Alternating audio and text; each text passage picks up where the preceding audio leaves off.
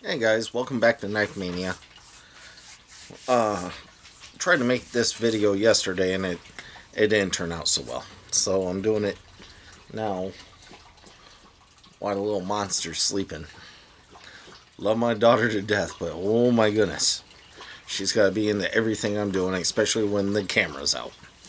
So anyway, I recently purchased aluminum cutout of a slingshot from Slingshot. I'm sure by now you guys know I really love my slingshots. I enjoy shooting slingshots. Been doing it since I was, little kid. So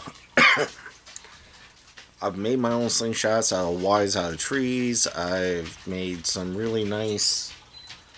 Sweetheart, can you hand me my slingshot off the wall beyond the gate?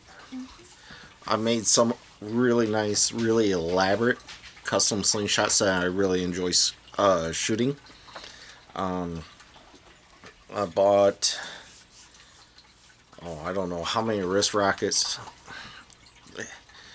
Wrist rackets, I like my slingshots. But, so over the years, like I said, I've been shooting slingshots since I was maybe 4 or 5 years old. Thank you. And this is one of my custom ones I made out of hickory and oak. And it's not made for anyone else. It's made to fit my hand the way I used to shoot with the old grip. Still works. Poplar and oak. So I mean, I've been doing this a while, shooting slingshots. But I bought Fowler's Sparrow. I bought Jorg's, what's it called, hammer slingshot. Bought a couple other off-brand slingshots. But this one's from Slingshot. When you get it, it's a complete rough cutout. Just it's half-inch thick aluminum, and the design is cut out. From there, you gotta take all the sharp edges off. You gotta do what you gotta do to get it to where you like it. So this is the Oxio Alaris or something like that. It was originally not like this. So all the roundness, the finger grooves here in front, the thumb ramps on the side. I got a buddy at work who really likes slingshots. He's a lefty, so I made this ambidextrous, so you can shoot right, or it's kind of awkward for me, but left-handed. Yeah. This particular cutout runs about, I want to say about $20, maybe a little bit more. And the camera's going all fuzzy. Sorry, guys. And then I had to buy these inserts, which they weren't expensive. And then I bought a whole bunch of bands. I bought a whole container of ammo. 3/8. I prefer to shoot 3/8, either clay or steel shot. It's just my personal preference. The bands are just the plain Jane black bands. I'm not sure what the weight is of them or anything like that, but the wrap I put on here is hemp. That's the hemp stuff, right? Yes. Hemp cord.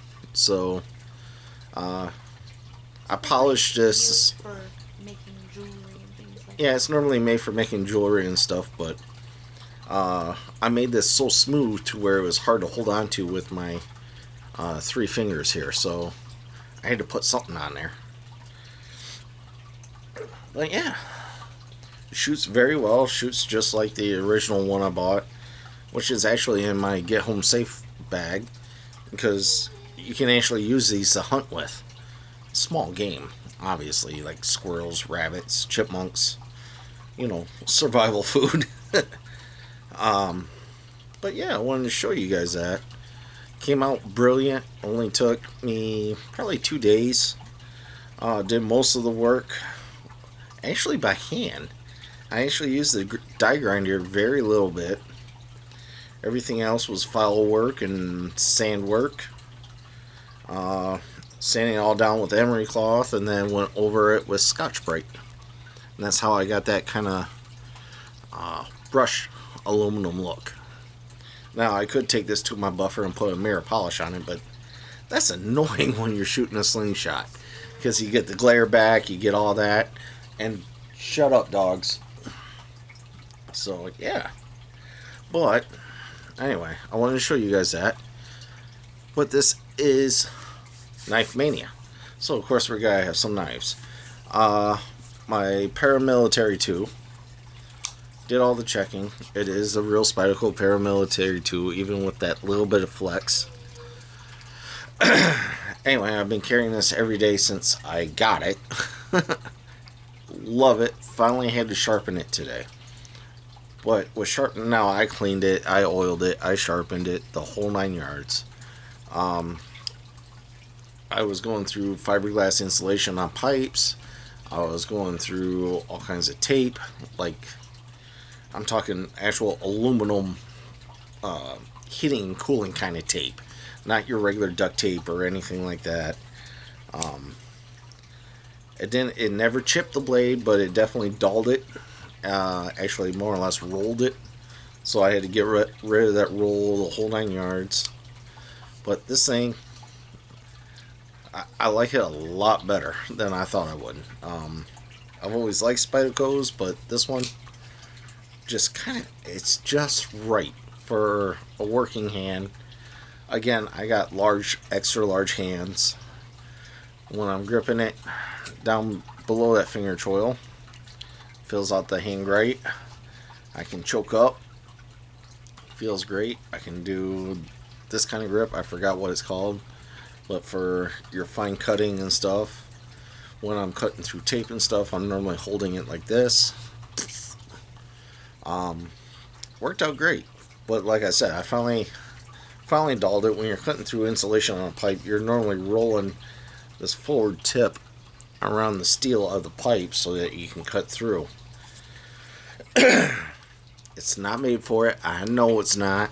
So I don't want to hear all the griping about it. You're not supposed to use a knife on steel. I know that. But when in a pinch, when you're up on the ladder and you're in a harness the whole 9 yards, rather than climbing all down and doing all that, it's easier to pull out your pocket knife and just and get the insulation out of the way. With that being said, this knife actually it rolled the edge so bad to where I could no longer even cut the tape. So, and just like my Spyderco, every single day, every single place I can, I carry my neck knife. And this is the White River CPM 35, and this is, or not, S35 VH. I'm sorry. On the White River.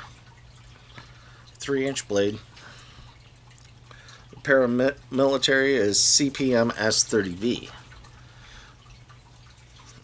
I mean, like I said, this thing hasn't left my pocket, and this thing's around my neck every chance I get. I know it's only been like a week or two tops with me having this knife.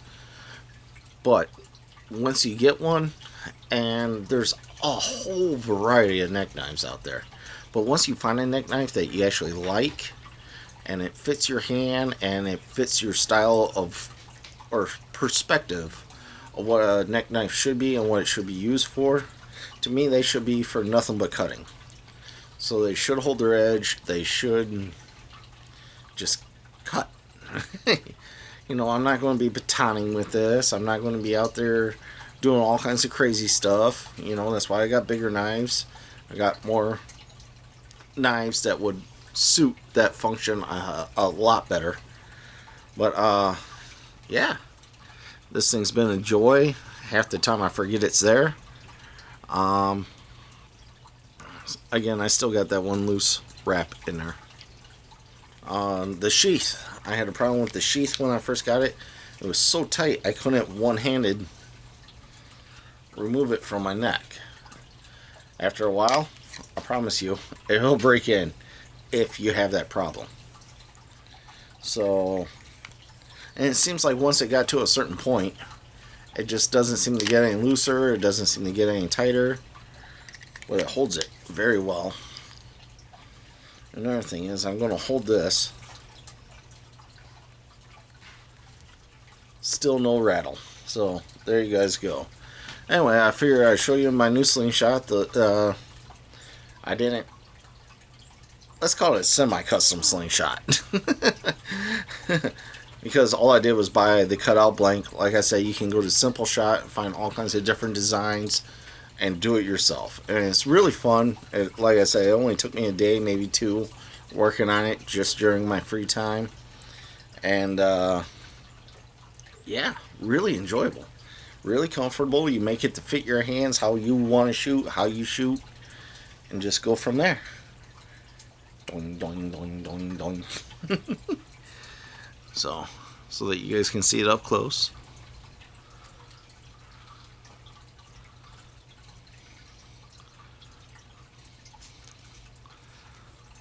Ta-da!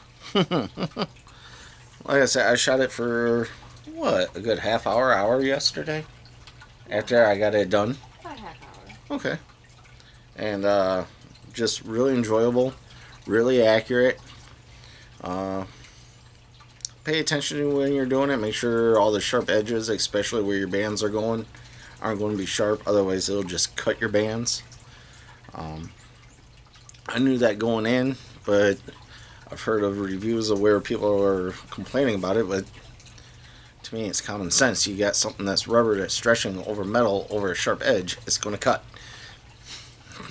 So, I even thought about taking it into work and welding these shut, but so far I haven't needed to. I just really haven't.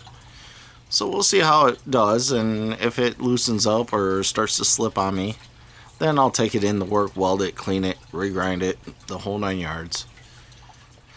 But yeah, there you guys go. Alright, so until next time, keep your knife sharp, keep your fingers out of the way, and as always, be safe. Later, guys.